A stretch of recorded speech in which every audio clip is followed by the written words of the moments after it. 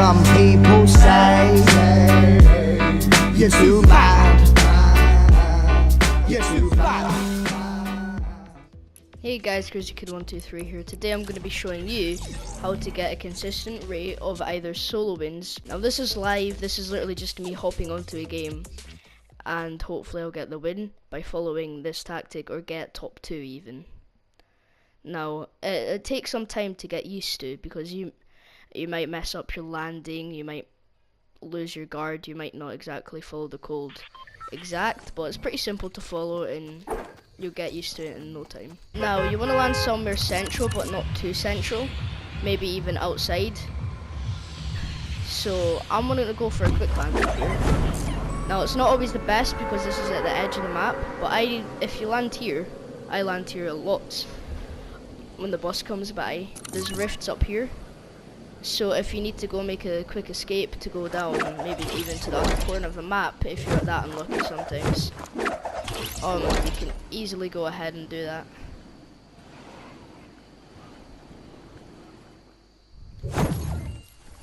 Now people don't like this place to land at, but trust me, it's not as bad as it seems. Like I've just landed off, like because I land here, I know where the chests are, I know where I want to land. Come in here. Now I know where the chests are. There's a chest in every tower. Sometimes they all spawn, but sometimes the game doesn't like you and it doesn't do that. There's 4 chests on each corner, and there's 2 chests in the middle, or in this castle. Maybe, no, not 2 chests, maybe even 4 chests, so 8 chests in total. Because there's sometimes, there's a chest in here.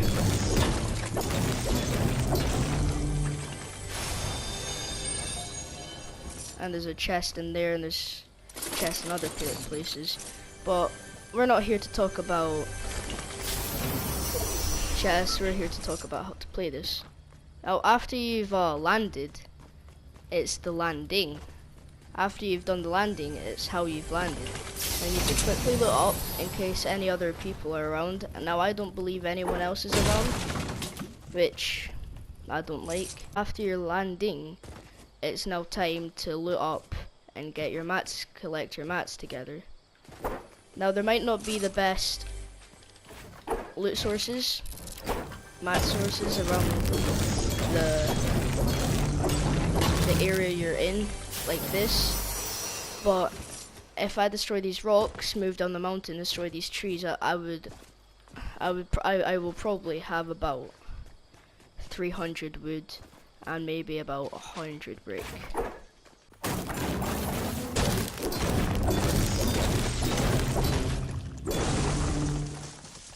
Your first encounters of the game.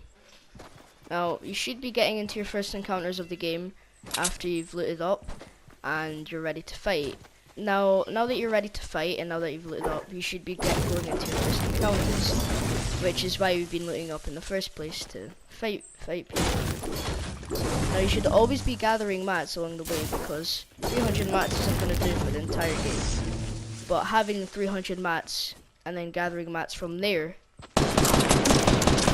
is always the best.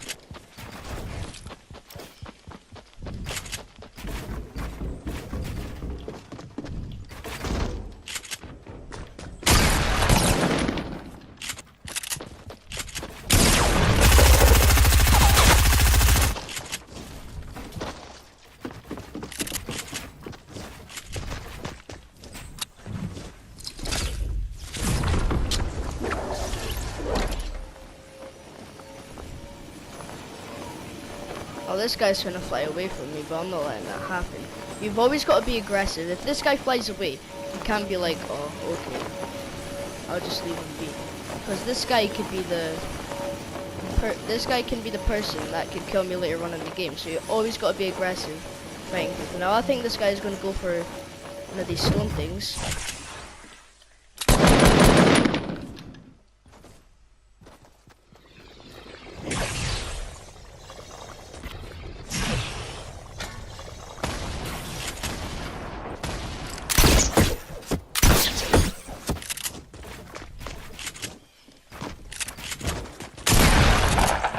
Now coming around this part, after your first encounters or during your first encounters, it's best to leave the big trees on 50 now, because people might have 900 mats, and if they see that you're still gathering mats, they'll be like, oh, it's an easy kill. Now that's my mind state when I see people destroying trees fully at this stage of the game. I don't know about you, but that's how I play. Now, at this stage of the game, you should probably be heading toward around 800 mats, or even 900 mats if you want to. But it's always best to stay on around 800 mats at least 800 mats at this stage of the game.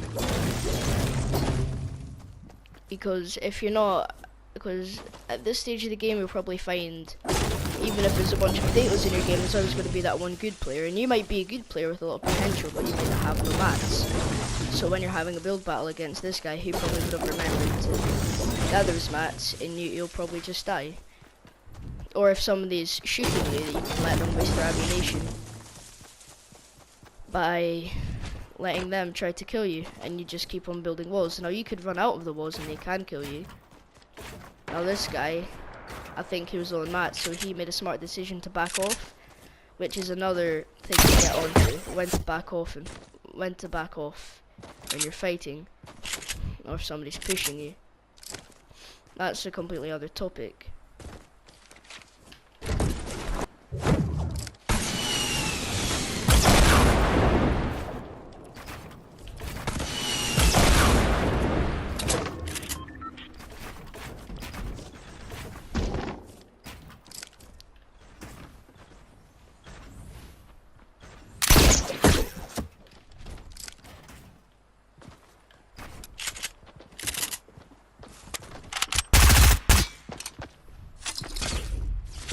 Again. Oh, poor you. Now he's got an RPG, so I've got to be careful. So at this point, I'm going to be staying really close to this guy.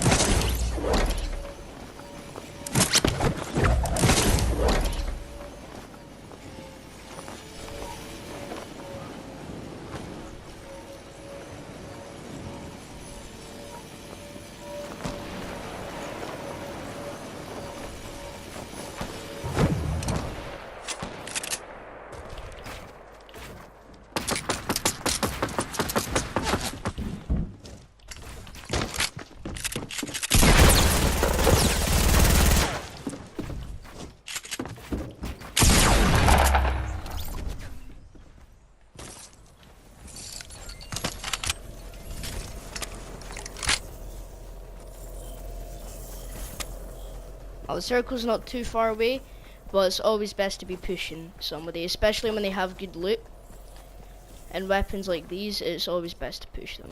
It's just the best decision, in my opinion. If I could aim,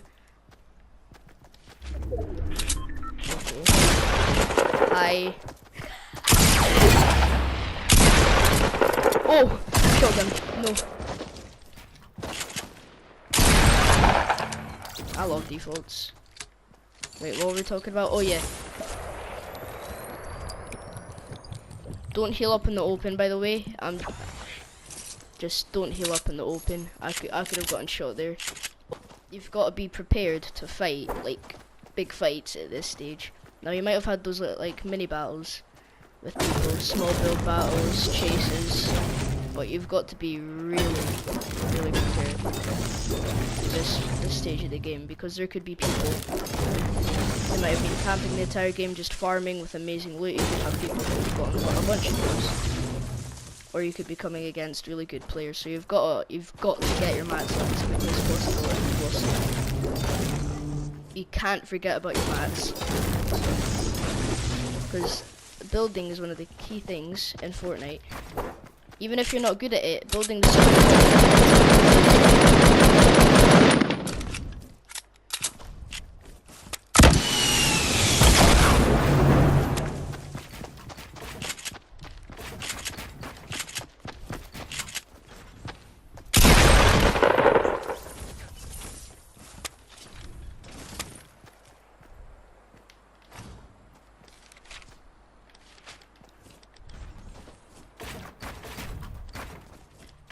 don't ask what I'm doing. I'm just trying to hide loot. Now, I was kind of talking big there, saying you might be coming against really good players. You might come against. And it's always best to be prepared. And besides, this guy could have had a minigun. If he decided to, say if he had a minigun, he could have decided to just stay there and shoot, and I'd be wasting all my mats trying to protect myself. So it's always best to have mats.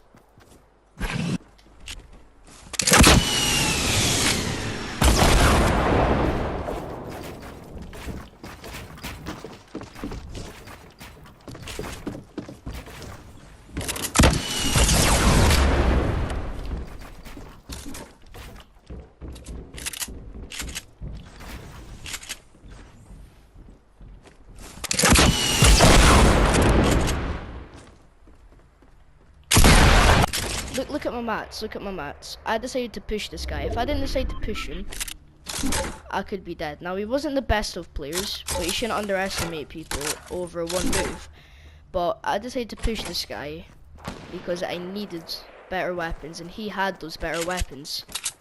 In fact, I haven't checked if he had a better AR. Quite silly of me. Yeah, he did in fact. Yeah, he did. Now there's a ghost nearby. I'm gonna light it up.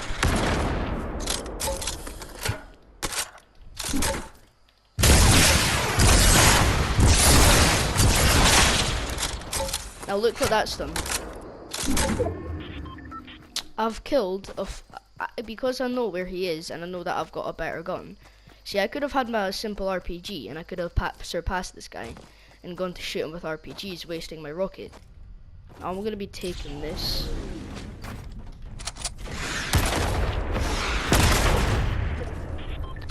This guy killed himself. Oh, final stage of the game, guys. Final stage. Nobody else, just me and one other person. So you can be, not to let your focus down, but you can be less weary of other players around you. And all you need to do now is focus for one. But he could be in a corner somewhere, ready to snipe me. Now I'm in the circle. I'm gonna keep it that way, which he probably is, to be fair. But in case he's behind me and he can push me, I'm gonna keep myself hidden. Oh.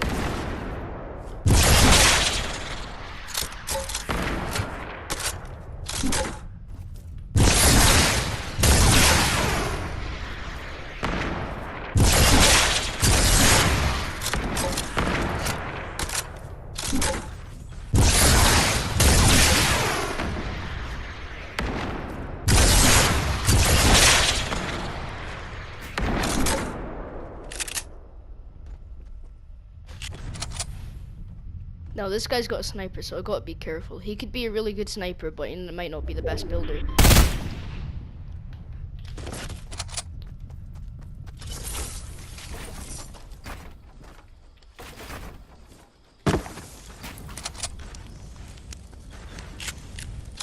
Now I've got the best side of the map, so I'm gonna stay here.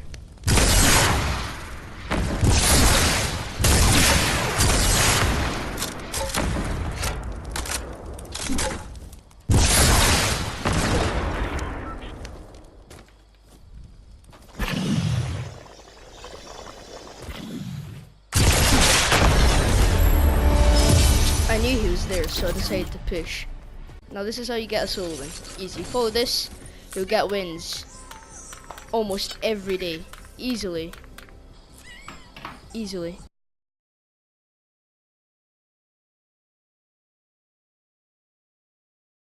I'm about to showcase a montage of me using this tactic. It was a really high kill game. I landed it till it obviously was more intense, but still, I followed these rules and I got the win.